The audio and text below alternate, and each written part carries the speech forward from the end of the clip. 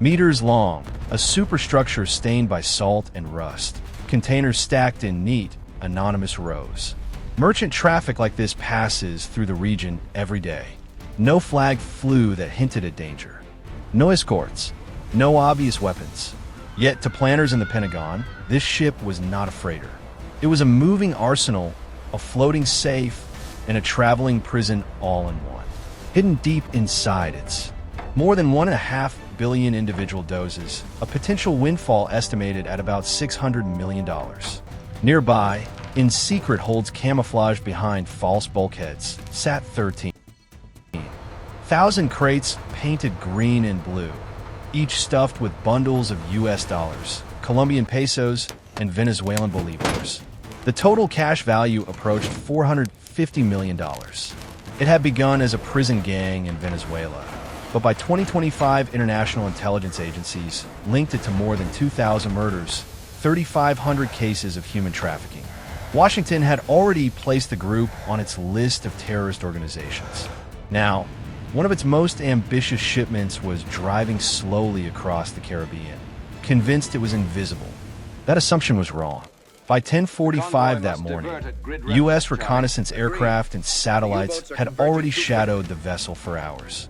Its route, its irregular zigzags, its radio silence, and the intelligence about its cargo turned the ship from a law enforcement problem into what the Pentagon labeled a strategic threat to national security. The money on board would buy rifles, explosives, and political assassinations across the Western Hemisphere. The chemicals aboard would spread addiction from Caribbean barrios to American suburbs. The human beings in precision. Instead of sending a destroyer to fire warning shots and begin a slow, public cat-and-mouse game, planners built a strike that looked more like a special operations raid than a traditional naval interception. From an air base on the island of Curacao, technicians lined up 50 small, delta-wing drones on the tarmac. Each machine was barely 2 meters long, about the size of a motorcycle, with a 40-pound explosive warhead in its nose and a guidance system that fused GPS navigation with optical sensors. Their mission was simple: fly at very low altitude, weighted with rebreather systems that allowed them to swim long distances underwater without leaving telltale trails of bubbles. Above and around them, other U.S. ships and aircraft formed an invisible cordon, tracking every radar blip and radio call in the area. In all, about 250 American personnel would be committed. The estimated opposition on the smuggling ship, roughly 150 armed men. Most carried assault rifles and light machine guns. They had no radar, no air support, and no idea that they were already inside a kill box. The battle began. 300 miles an hour, a cloud of metal and electronics hugging the sea at about 150 feet. To anyone on the smuggler's deck, the horizon still looked empty. Only in the last seconds did the drones rise. One after another, they popped up from sea level, locked their cameras and guidance systems on a designated aim points, and dove. The first impact struck near the stern, tearing into the area where one of the gang's heavy machine guns was mounted. The blast killed 3 gunmen instantly and wrenched the weapon from its platform. In the following half-minute, charges punched into a cluster of ammunition crates. Its detonation set off a sympathetic chain reaction that cooked off more than 4,000 rounds of 7.62 millimeter. Avoid the known hostage areas. Their attack pattern was designed around a clear priority list. Neutralize heavy weapons, kill or scatter the best armed fighters, destroy communications, and disable command spaces while leaving as much of the human cargo and evidence intact as possible.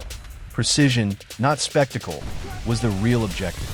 When the final drone dove into the bridge structure, it obliterated a communication suite worth roughly $3 million. Radios, antennas, encrypted satellite gear, everything that gave the gang its eyes and voice at sea, vanished in a closing from 500 yards out. When the roar of explosions faded into the crackle of fires, they surfaced in small teams, inflatable ladders, and breaching tools in hand. The operation flipped from open the way to take the ship in less than a minute. On the port side, one 12-man team climbed up a section of hull scar by blast marks. Smoke rolled across the deck. Upper chests, each trigger pull ending a threat, but conserving ammunition. On the starboard side, another entry team hit a sealed bulkhead that barred access to a key passageway. They placed small, explosive charges, blew a neat hole through the steel, and tossed and stun grenades. The flash and shock waves overloaded the senses of 8 Tren de Aragua fighters inside by the time they could see. Or hear again, they were already on the deck with flex cuffs biting into their wrists. Further inside the ship, near the engine room, resistance stiffened. A knot of gunmen had fallen back there.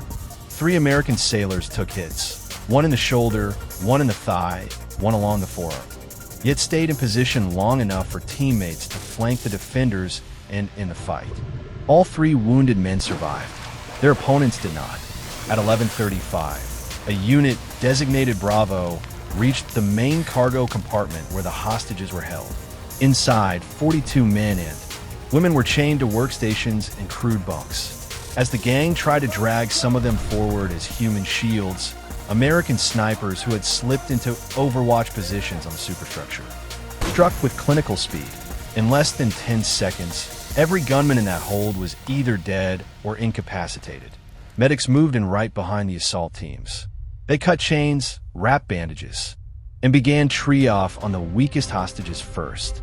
Malnutrition, dehydration, infected wounds. These were the real enemies in that compartment. The fishermen blinked into the harsh fluorescent light in. Forces controlled roughly 70% of the ship. The ruined bridge was empty. The engine room was guarded by a full platoon of special operators. Remaining Tren de Aragua fighters had retreated into lower deck storage areas and side corridors, trying to use the ship's own complexity as a shield. It didn't work for long. Within 3 minutes of breaching the central monitoring room, the raiders cut power to the gang's internal cameras. Whatever tactical picture the smugglers had left disappeared into darkness and static. In the 12 minutes that followed the initial boarding, rather than sustained volleys, the momentum had shifted completely. At 11:48, the battle was effectively over. Flames crackled, metal pinged as it cooled, and the heavy crash of boots on steel echoed down the passageways. A vessel that had acted as Tren de Aragua's floating headquarters in the Caribbean was now little more than a gutted hulk under American control. The toll on the organization was profound. Among the dead were 2 mid-level commanders who had overseen maritime operations. Among the captured were more than 120 gang members, including 3 regional coordinators responsible for smuggling corridors toward Miami and Houston. The men who had directed bribes, arranged dockside deals, and stitched together alliances with corrupt officials now found their hands in cuffs. Then came the inventory, in cargo holds disguised as fertilizer storage. Investigators confirmed the presence of 300 tons of precursor chemicals. Chemical specialists on scene verified that these materials could be refined into about 190 tons of crystal meth, enough to flood entire cities for years. And hidden was towed toward a secure anchorage where investigators could finish their work without the risk of sudden sinking or renewed fire. The Caribbean slowly returned to its usual rhythm, sunlight. Strategists praised the operation as a textbook example of rapid deployment and joint coordination. Drones and divers, intelligence analysts, and ship captains each have played a part in reducing one spectacular raid might cripple a maritime arm, yet leave land-based cells, financial channels, and recruitment pipelines intact. A single battle, however decisive, rarely wins a shadow war. Legal scholars raise different questions. The operation had taken place in international waters. The smugglers flew no state flag, yet their leadership moved under the informal protection of The clash was not only about guns and chemicals. It was about jurisdiction, precedent, and the line between counterterrorism and undeclared war. For U.S. policymakers, one lesson stood out clearly. Voyage. It disrupted the gang's ability to pay gunmen, bribe officials, and buy influence. In this kind of conflict, financial shock can be more devastating than any torpedo. That logic points toward a broader strategy. Raids at sea can buy time and send messages, but dismantling a transnational criminal group demands something slower and less dramatic. Coordinated financial sanctions. Shared intelligence on money laundering, joint prosecutions, and extradition agreements that make safe havens costly. Without that deeper work, every destroyed smuggling ship becomes just another spectacular episode in an endless series. Behind all of this is a quieter reality that rarely reaches the podium microphones. The real battlefield is not the Caribbean, and it is not the Bridge of A. Freighter. It is the street corners and households where the drugs on that ship would have been sold, where the anonymous figures in economic reports turn out to be real families losing real people.